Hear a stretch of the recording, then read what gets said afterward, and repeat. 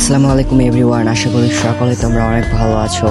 তো তোমাদের জন্য আজকে একটা নতুন টপিক নিয়ে আসছি, কিভাবে তোমরা ফেসবুক থেকে নাম্বার এবং জিমেল রিমুভ করবে। তো এখন সকলেই জানো যে হচ্ছে ফেসবুক থেকে নাম্বার এবং জিমেল কিন্তু রিমুভ করা যায় না। তো এটা করার জন্য তোমরা থ্রি ডটে আসবে। থ্রি ডটে আসার পর একটু দেখাচ্ছি তোমাদেরকে, ওয়েট, আমি তোমাদেরকে মার্ক করে করে দেখাবো, সমস্যা নেই, তোমরা প্যারা নিও না। তো হচ্ছে প্রোফাইলে আসবে, সরি থ্রি ডটে আসবে। থ্রি ডটে আসার পর হচ্ছে সেটিং অ্যান্ড প্রাইভেসি অপশন আসবে। সেটিং অ্যান্ড প্রাইভেসি আসার পর সেটিং অপশনে ক্লিক করবে। সেটিংয়ে ক্লিক করার পর এখানে দেখতে পারবে, হালকা করে স্ক্রল করলে নোটিফিকেশন নামে একটা অপশন আছে, আমি তোমাদেরকে মার্ক করে দেখাচ্ছি।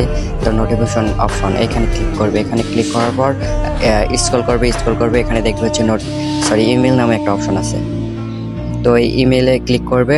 ইমেলে ক্লিক করার পর দেখতে পারবে উপরে হচ্ছে তোমার কয়টা জিমেল অ্যাড আছে বাকি। আমার কিন্তু 2টা আছে, তো দেখতে পাচ্ছ তোমরা, দাঁড়াও।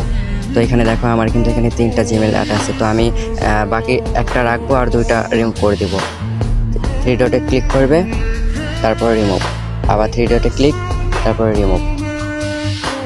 দেখতে পাচ্ছ লাইভে কিন্তু দেখতে পাচ্ছ আমার কিন্তু জিমেলটা রিমুভ করে দিয়েছি এবং আমার জিমেলের নোটিফিকেশনও আসছে যে আমি জিমেলটা রিমুভ করছি।